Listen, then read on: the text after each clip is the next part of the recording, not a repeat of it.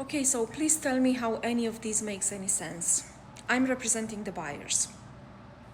They see a house, they loved it. The house is listed at $700,000.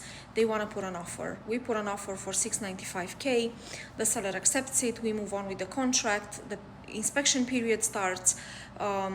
We do all the inspection that we want, and before the inspection period finishes, I come back to the listing agent and say, listen, we need $5,000 for the credit for some electrical and plumbing issues that the inspector found. I share the inspection report.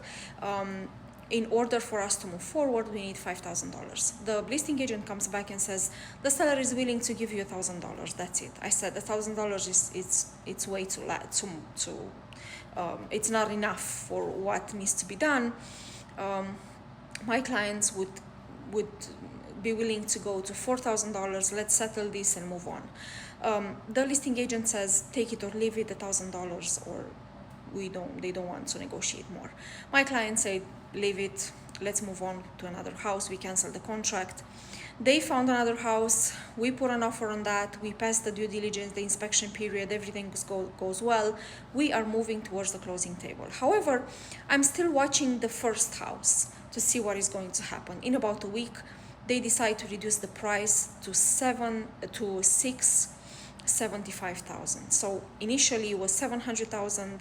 They made a reduction of $25,000. Now I'm just wondering how any of this is making sense. I mean, you did not want to offer $4,000 credit and move on towards the closing table. You had a contract, you had a willing buyer to buy your house. You did not want to negotiate any of that, and now you're dropping the price $20K lower than it used to be. So let this be a lesson for the buyers and sellers. If you want to sell your house and you're already having a willing buyer to buy it, try and save the contract. Of course, there are contracts that cannot be saved. However, try and save the contracts. That is my advice for buyers and sellers today.